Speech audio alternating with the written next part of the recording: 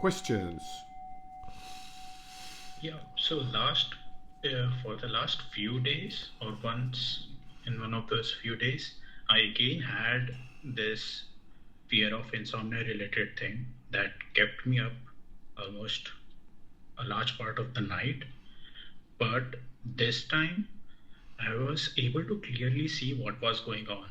Like the pain had moved from a scale of 10 from around 1 to 3 and back to 1, but it wasn't like there was not much pain, but You my mean mind suffering? was You mean emotional exacerbating. suffering?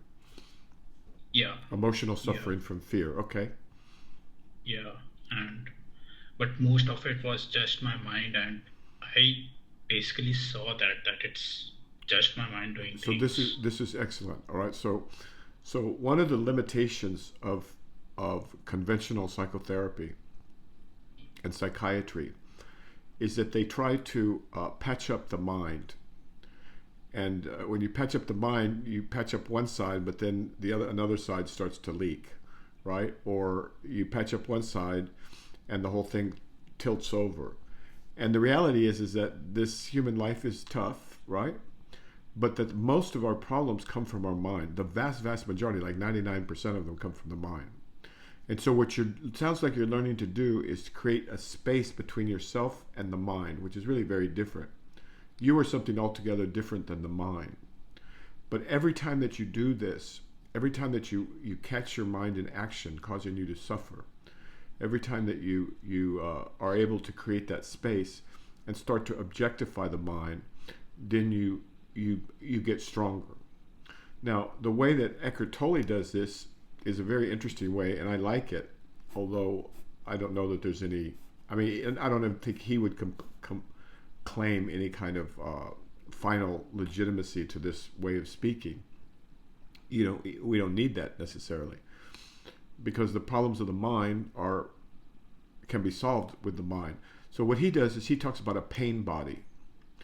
And in so doing, what he does is he objectifies the mind, especially the negative mind, especially the mind that's causing suffering and fear.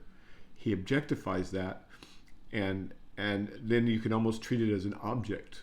And I like that. I think it's a powerful way to look at it. And so, however you may want to articulate it, excuse me, however you may want to articulate it, the fact is that you're starting to objectify the mind and see it not necessarily as your friend, although it can be definitely be your friend, and it's something very nice to have much of the time. But it could also be your enemy, and so good. I think that's progress. It's progress. Follow up. Uh, yeah, like in my current status, it's really difficult to see whether what my mind is like influencing me, whether I'm whether it is influencing me in correct direction or not, because it has learned few things in the past, and I totally believe that those things are true.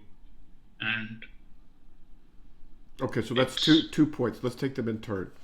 The first one stated again that you're not sure when your mind is working for you and when it's working against you. yes, All right. essentially yes. Well, uh, this is why. Okay, now going back to more basics. This is why it's very important to understand what your goals, priorities, and aims in life are. If you don't know what those are, then your mind can wander all over the place and do all kinds of things, and you have no guiding beacon, you have no light to point yourself towards. So one of the good things about the very wonderful things about aiming to wake up is that then you can point your life and your mind and your efforts in one direction. Or maybe you may have another goal, like you want to succeed in your profession, or you want to, find a mate, or whatever it might be. I'm not suggesting any of those things. I'm just saying those are some other ones. Love, work, and play, where where you might have a true direction in life.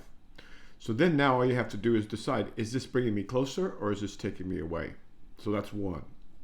Is it bringing me closer to what my goals are, my adult, mature goals, real, or is it taking me further away? So that's one.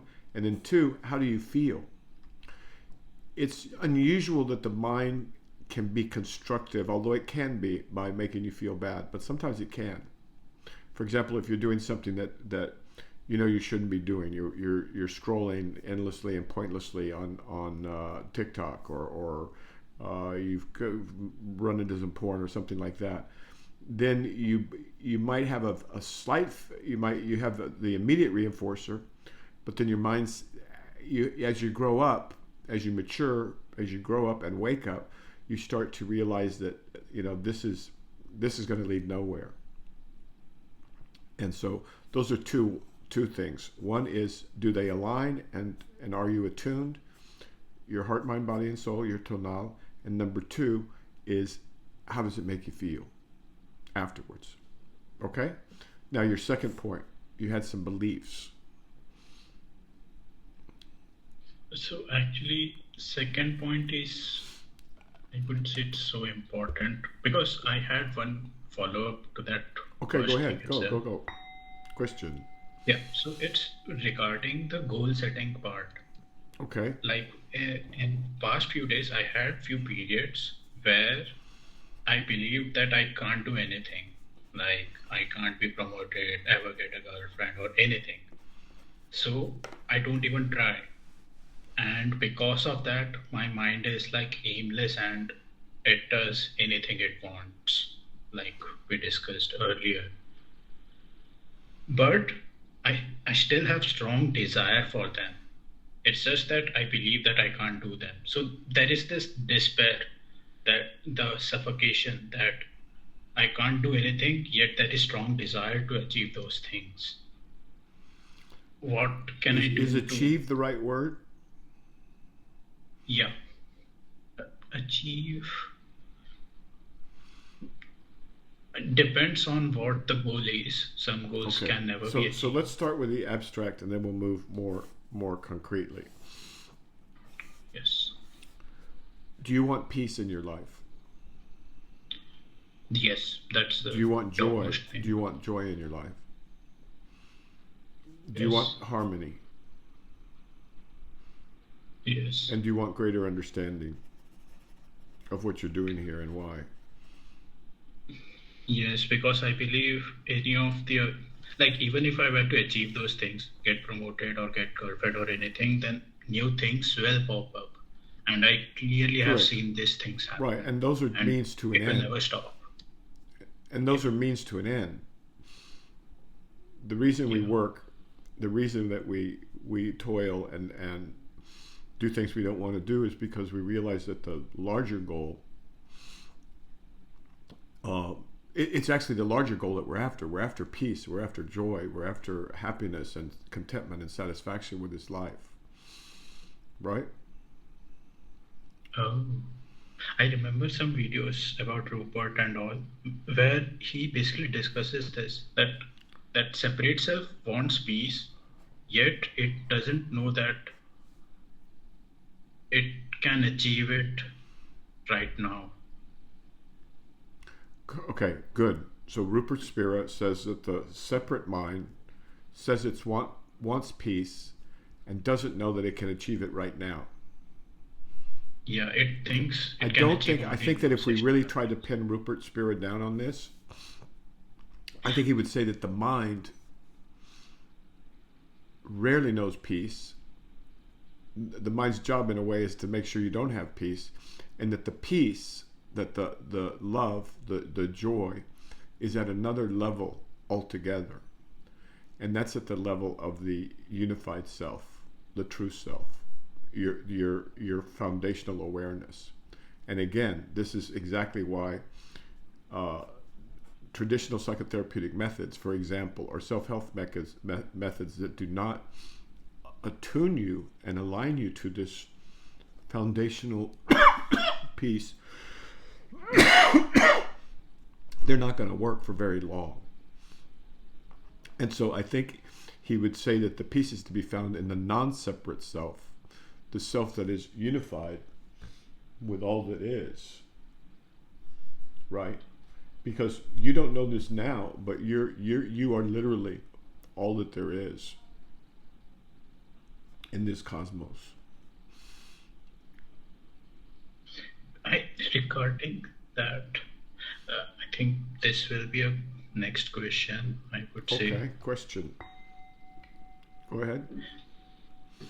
So, these questions are about awareness, and I had this sense that if I didn't have any senses, like I couldn't see, hear, or anything, Mm-hmm.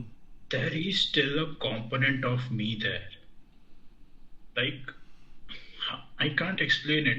Like, the things that I see, the objects that I see, it can't be there if I am not in my body, or if there is no awareness, then I can't see anything. That's what There I is see. nothing without awareness. There's nothing without.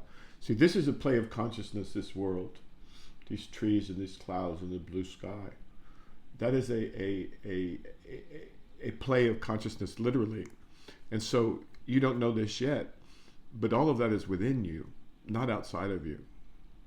So you imagine yourself as this little egoic self. That's a construct of the mind that's encased in your skull or encased in your body. But the reality is almost the opposite of that. So the world that you see outside is really within you. I think Jesus said, the kingdom of God is within you, for example. And so this whole thing that looks so real out there is in fact within the you, but not the little egoic self. So the egoic self might look like this, that size. But you are the size of the cosmos, larger than the cosmos. You contain the cosmos within you. Who was it? I think it was some American poet. Oh, I'm blocking on his name at the moment. It'll come to me. Some great American poet talked about having multitudes inside him. And sometimes poets can really point towards truth. So who was that? I'm blocking on it at the moment. It'll come to me. But go ahead. See, you don't know My that yet. reasoning That's the is, problem. You don't know that yet. You have to know it. I have some feeling that it always exists. Even if I sleep, I'm in dream, but I'm able to perceive dream, and that can't happen without awareness. Like me It's the talking only about my thing that dream next. exists. It's the only thing that exists. And that's what's so peculiar about this human existence. We're like born into a falsehood. We're born into an illusion. And it's not apparent immediately, but gradually we learn it from the world around us, right? We learn to see the world as outside of us. Although initially, for infants, there's no differentiation between inside and outside. Yeah. So, follow up? Yeah, yet I cannot prove that awareness always exists. Like, Well, conceptually, I can never do prove you that. need to prove that? Is it I know, sufficient to say that it exists as long as you exist? Is that okay? Would that work? I would say yes. My only question was, does this awareness exist 1,000 years from today? I don't know. In Well, future, I never know. and see, this is the other thing you don't know yet, but you can learn this actually logically, not just metaphysically or spiritually. Time also is a construct of the mind. Time is the way that we experience our universe. And so this notion of 1,000 years or 10,000 years or 10 trillion years means nothing. And so if we took time, the time of your life might be, a tiny little piece of this, the size of the tip of this pencil, right? Yes. And then the rest of time would be all of the universe straight out in a line. But even that would be wrong because you're literally outside of time. Your consciousness doesn't pay attention to time. I mean, your mind does. That's the nature of our human predicament. But the reality is that time's not there. If you look at Einstein, he demonstrated how time was relative, right? that a day and a night in this world called endurance could be 100 eons in the world called blazing nighttime sky, and one night, a day and a night in the world blazing nighttime sky is like a second in the world of, you know, light illuminating everywhere, right? And this is again where the avatamsaka is very, very handy. I mean, you could do it two ways. You can either go and study physics, but really study it. It's not that big a deal these days. Study quantum mechanics and study relativity and just catch up. And you'll see that they're having a real hell of a time with time and space, both, because they aren't foundational, they aren't fundamental. That's becoming a consensus understanding, thank God. Hopefully it's not too late. You can do that, or you can just directly experience what it is to be outside of time, and then you realize that all these fantasies of the mind, that there's an external world and that time is passing in that way, those go away. And that's an end also to that kind of mental suffering. I thought these things in physics are related to clock time. I do understand that psychologically there is no future. It's well, what is clock time? And clock time,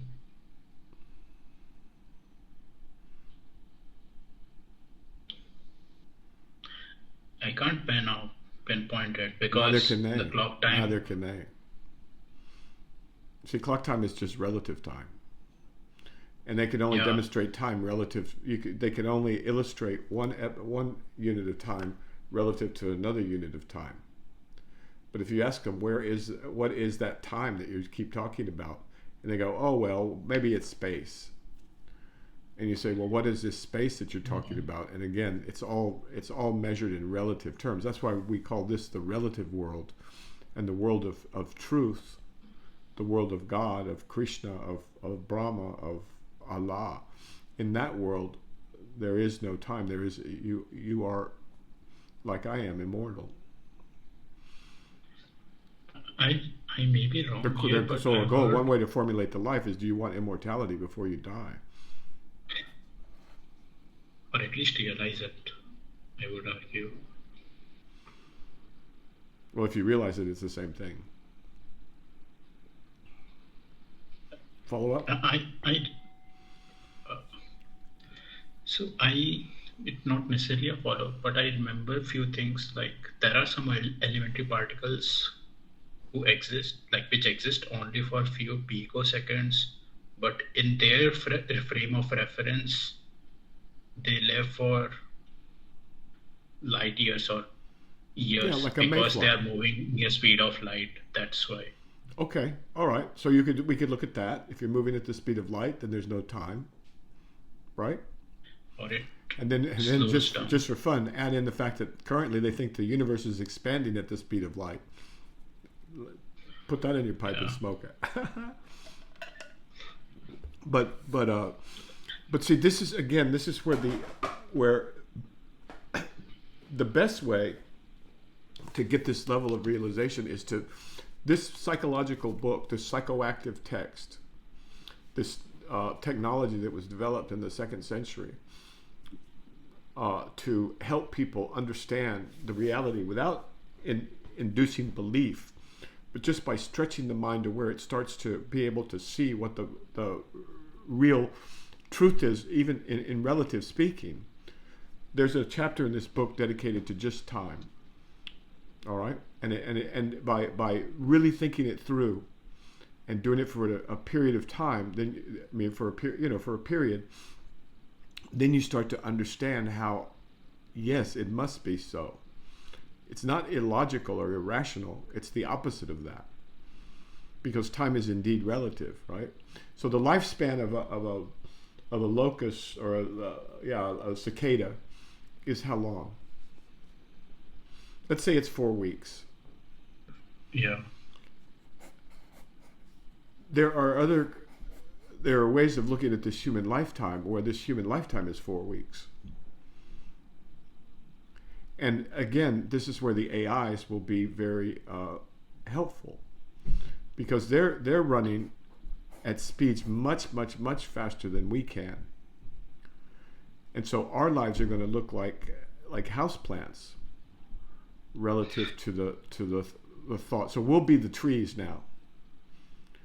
And the AIs will be thinking, if we make it that far, the AIs will look at us just like we look at trees and say, wow, those things just don't move hardly at all. You know? In the winter, they seem to get put on more clothes, but it's like they don't think very fast at all. They think painfully slowly. And so if you just do that thought experiment, if you try and get ready for AI, it'll help you also. Okay? Follow up? Yes. This is a fruitful place of inquiry, because mankind has been struggling with this since as long as we have history. And it's, our best records, our best old records are from India, right? But then China and Bhutan and other places and the Middle East. Pythagoras, the enlightened Pythagoras, who eliminated the whole, a lot of people, including the Greeks. So this is nothing new. It's like this. It's almost as if the game of life is to find home before you die. To find your way home, where you do have that peace, where you do have that joy, and where you do have that harmony. To find that before you die. Which would be a game, if you want to call it that, worthy of a human life. You see? Yeah. And the AIs are going to press this issue, because we're going to say, well, what is the purpose of our life? Yeah.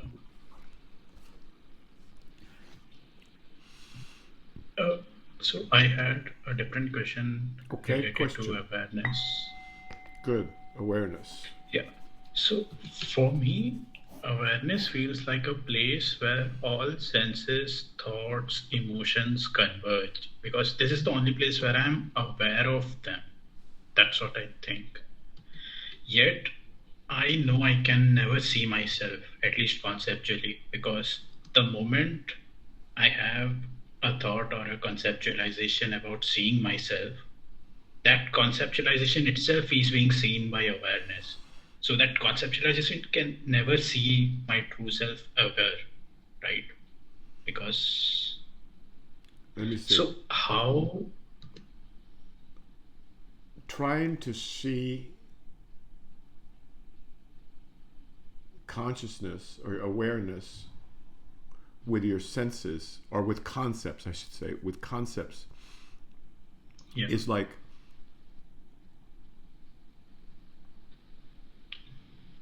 I'm trying to think. I feel like... I'm trying to think. It'd be like looking for the moon using a rusty shovel.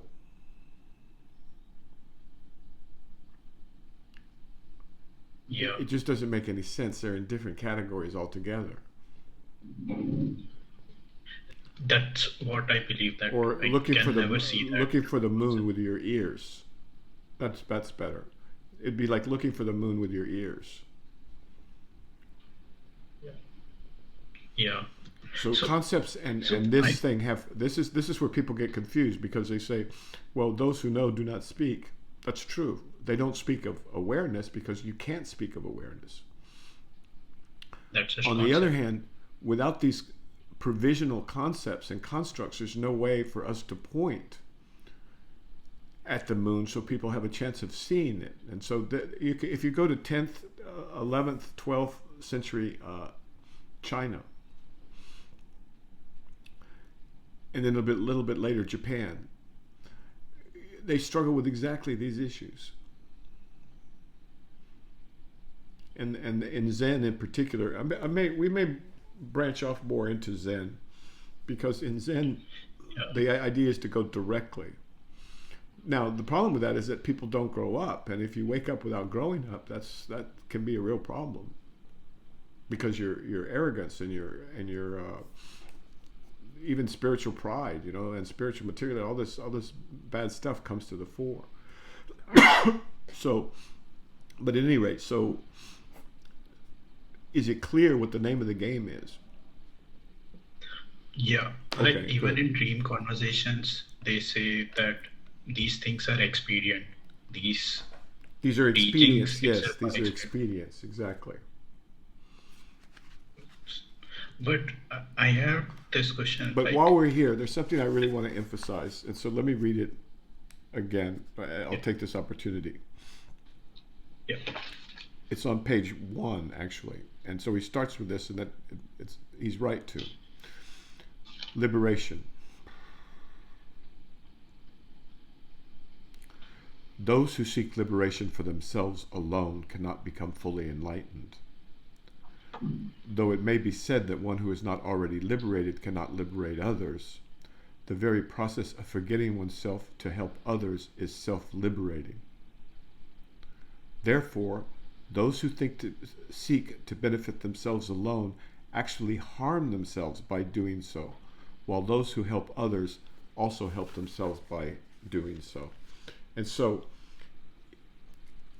in Zen, as in Tibetan Buddhism, as in Christianity, and in Islam, and in every tradition, virtually almost all traditions I know of, this understanding that one must work for the liberation of all beings as a pragmatic matter.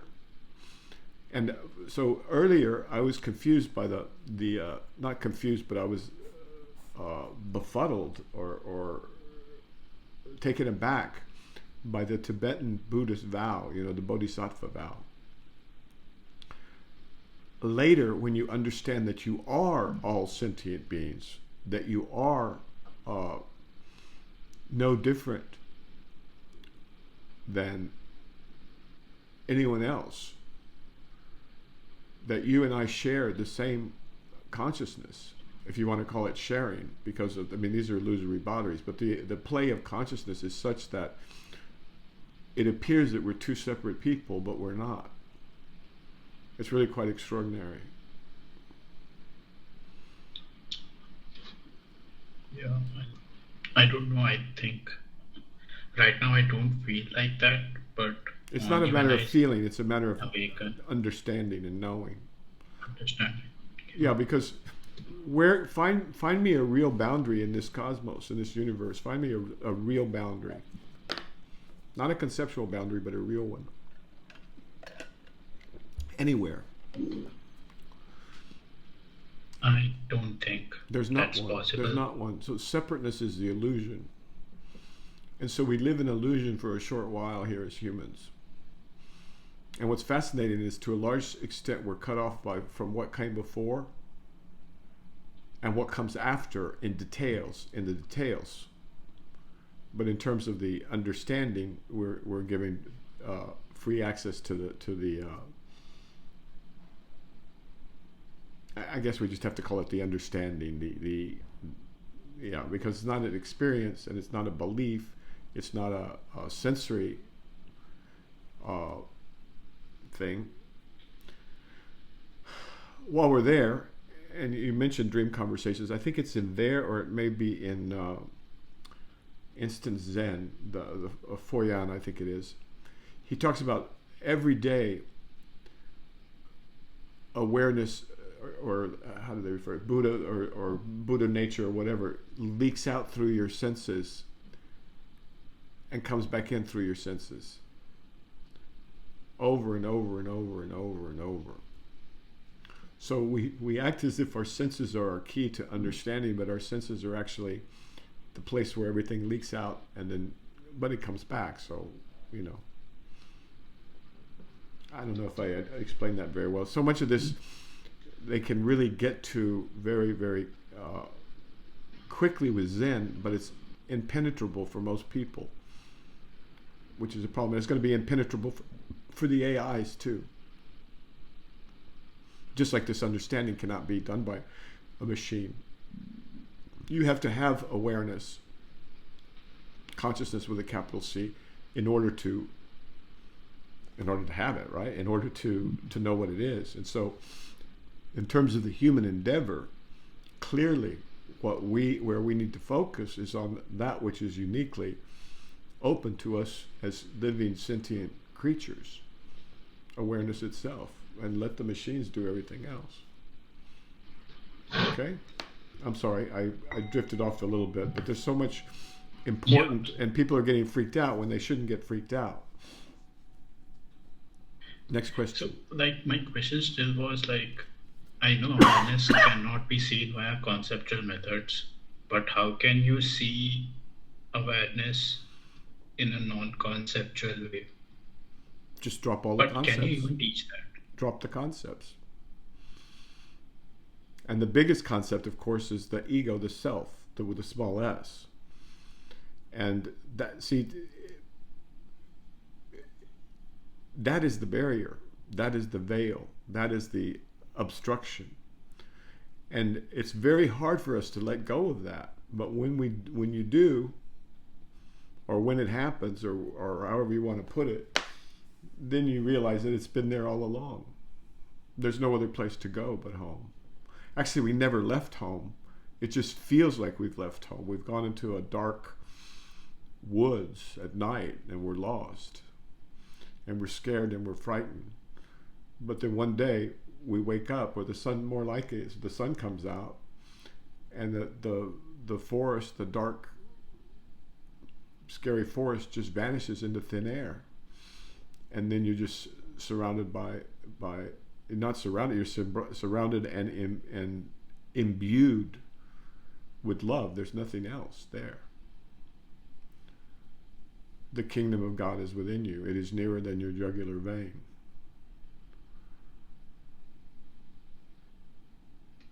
But there's some practical pointers, like Jesus said, treat your neighbor as yourself. And that's the case, Because they right? are myself. Because they are myself. But yes, yes. This entire cosmos is yourself.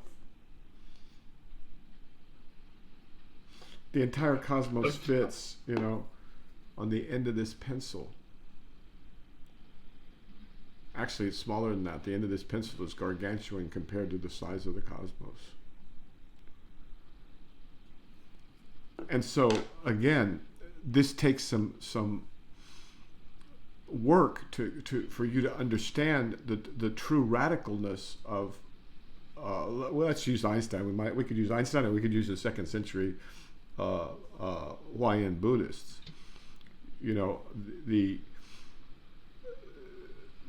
Take relativity to its logical place, or quantum mechanics, either one.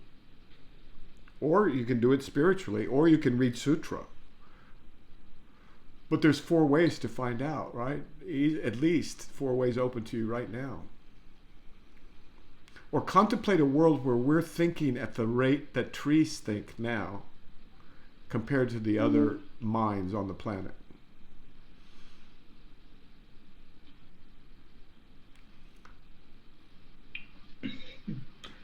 But again, belief will not do it. Well, belief might help.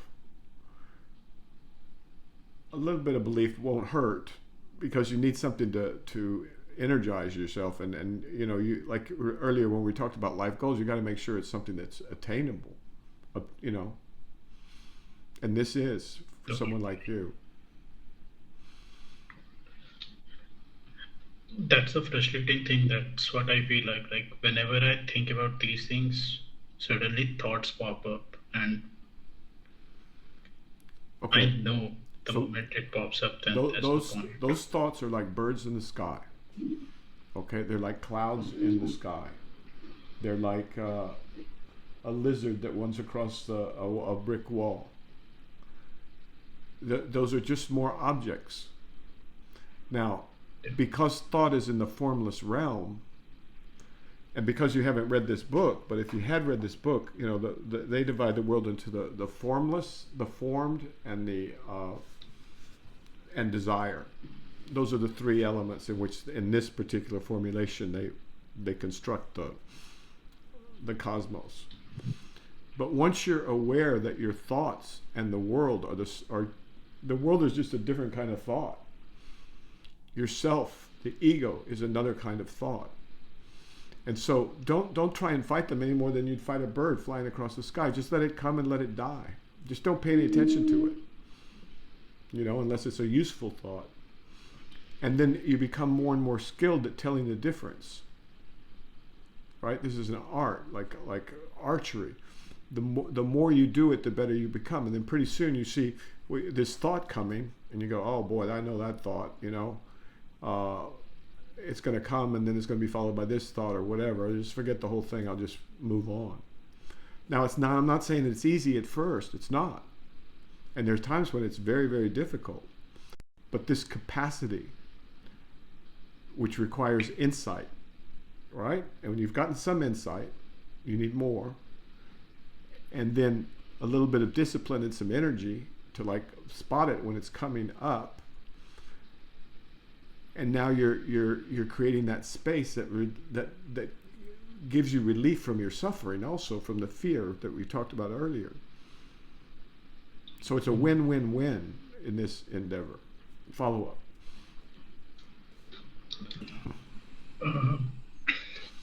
Follow. This may not be necessarily a follow. Okay, question. Sorry. Yeah, it's related to grasping the intent as discussed in the dream conversations, and I feel like intent versus the the expression, correct? Yeah, but Okay. I feel like grasping the intent is like grasping the subtleties. Things are really subtle, and I feel like you cannot teach someone how to grasp subtleties. Subtle. Say that again. How should I- Say that again. And by the way, do you have the Foyan, the Instant Zen, by any chance? I do have a hard copy of it. Could you yes. grab that real quick? Yeah. Well, wait a minute. Let me. Yeah, go ahead. Grab it.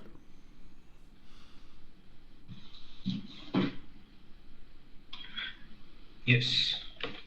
No, actually, it's another book I'm thinking of, and you don't have it. It's called the Treasury of the Eye of the True Teaching by someone else. It's a book of Zen Koans. Anyway, I was trying to illustrate with a koan how they try to do this. Okay, but let's go back to your question. I got sidetracked by thinking I could find an example real quick. But go ahead. What was your question? My question is, grasping the intent is like grasping the subtleties. Things are really like grasping. I feel like, is it even possible to teach someone how to grasp subtleties? Am I pronouncing Name it a correct? certainty. Not certainty, subtlety. Subtlety. S-U-B. Oh, subtlety. Subtlety.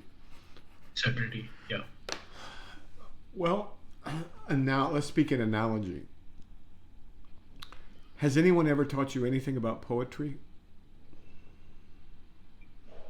No, that's where I was going to point that out. That Okay, so that would be, how about painting? How about music?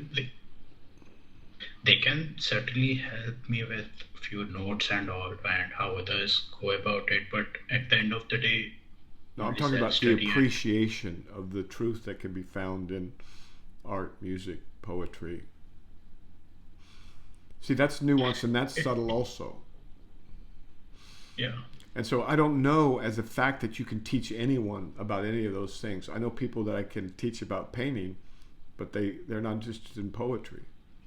Or people who are interested in poetry who know nothing about the nuances or the subtlety of true visual art. I mean, we're talking about art with a capital A here, right? And poetry with a capital P. So now ask your question again, and let's see if we've made any progress. So it's not possible. I feel like grasping the intent is like grasping the subtlety, and No, I don't think you can. it's not like ever teach grasping. it. No, good. It's not like grasping the subtlety. It's not like that. Okay. It's a different thing.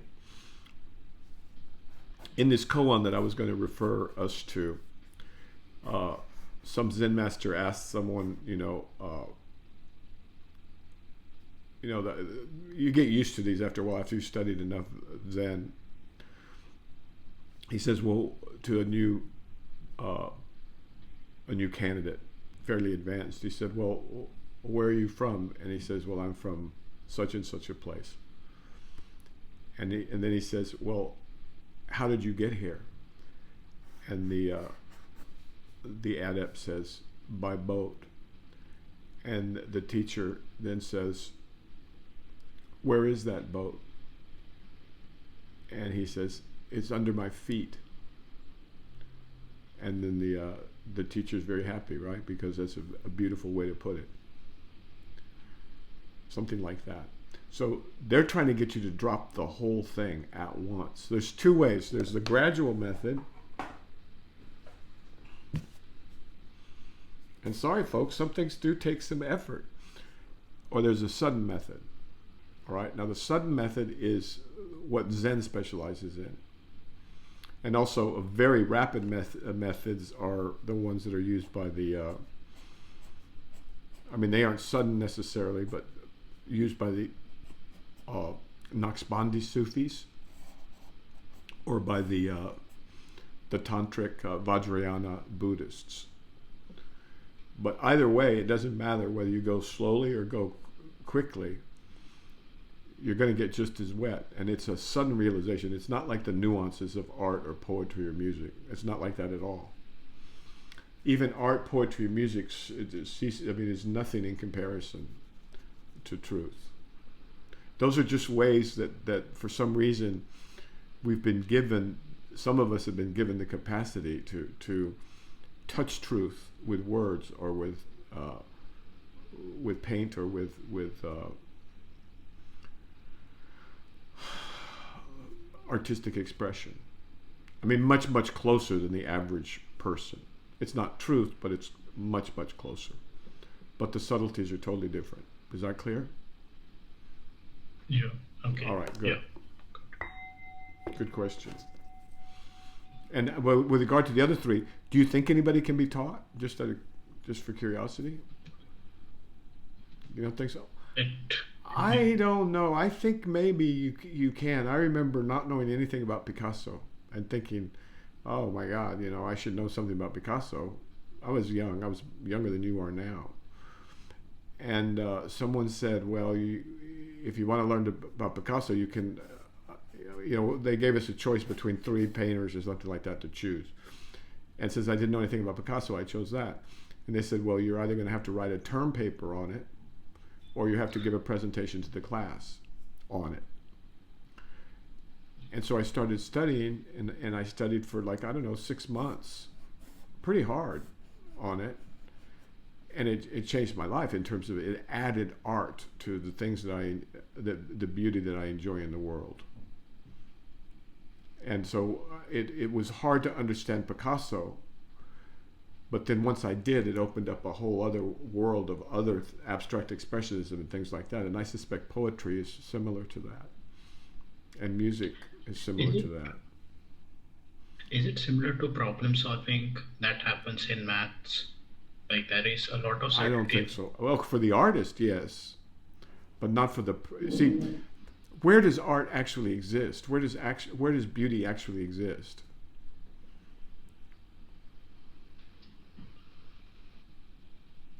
Don't know. It depends on. If you ever get a chance to see a Malevich, a great Russian abstract expressionist, a supremacist actually, even he was way ahead of his time, and people don't appreciate him. Malevich, Levich. You'll scratch your head and you'll go, well, good God, what is this? It's a big white square on a white canvas, painted around, 1907 or something. But then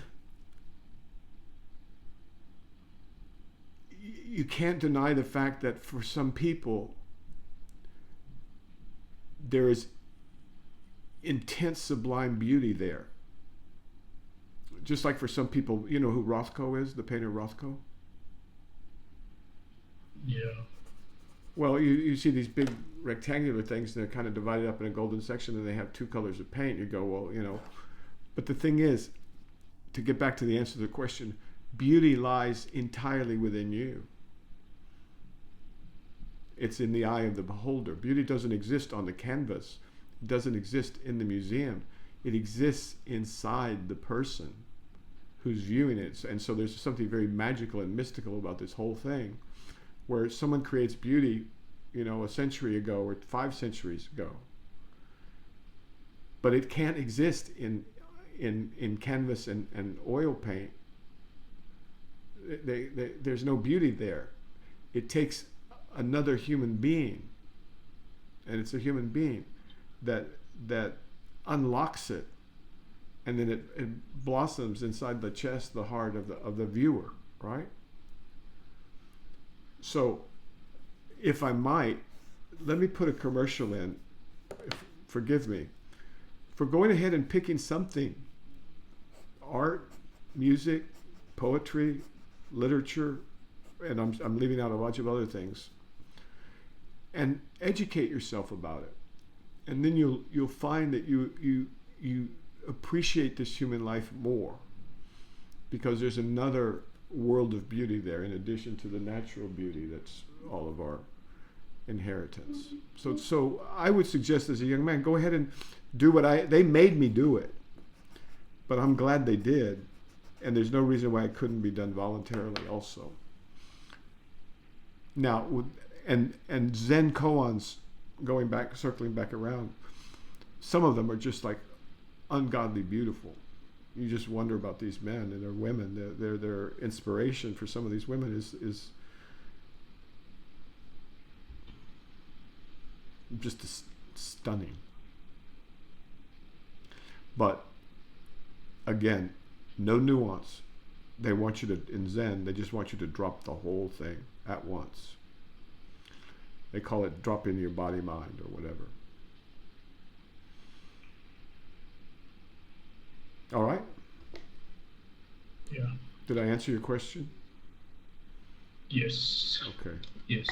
Forgive me for doing these things, but you're a young man, and I'm an old man, and I can say there's some things in this life that are really worth the effort and appreciation of art, or literature, or science, or math, or any of these things. They're worth it.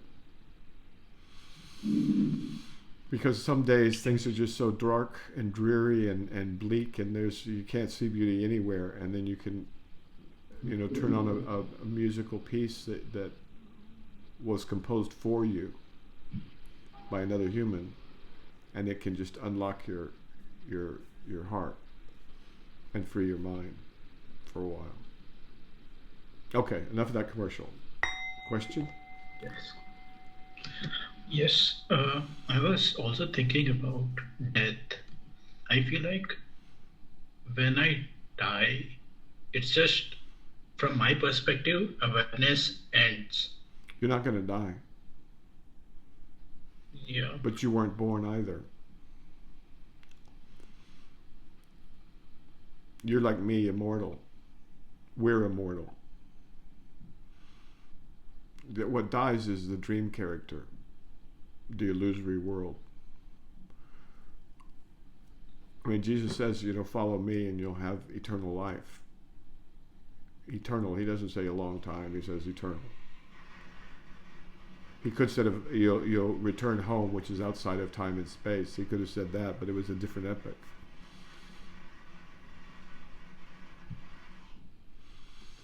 Okay, sir? So I know you Yes. thinking about, but see, again, this is where you need the insight. And then the fear that we started with, that goes away because you realize that you cannot be touched. But say more about the fear for right now, before we stop. Or whatever it was about dying. You're afraid of dying? Like me being afraid of death that comes and goes. I was just thinking about it. It's kind of, yeah. When you know more, you're going to say, well, when you get to be my age, you'll say, well, if you're going to be afraid of any of this, I'd be afraid of being born. Right? because that's where all the difficulties arise. It's fascinating. So I'd be much more afraid of being born than dying.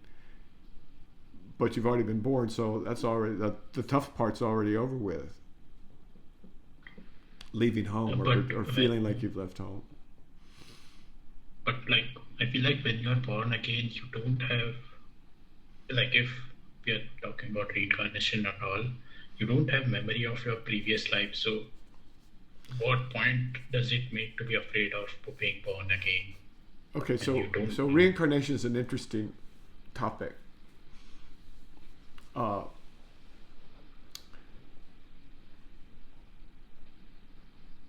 Part of it, because it's a church doctrine and a religious doctrine in certain religions, and it serves as a comfort for some people, I suppose. It's also got a lot of negatives attached with it. But if you think about reincarnation, that requires time. So if you can imagine everyone and everything that's ever existed for as long as the universe has existed occurring outside of time, and you're it. All of this is taking place within you. You know, and the whole universe is at the end, and all of its millions and thousands of millions of years is not even a pencil tip in one way of looking.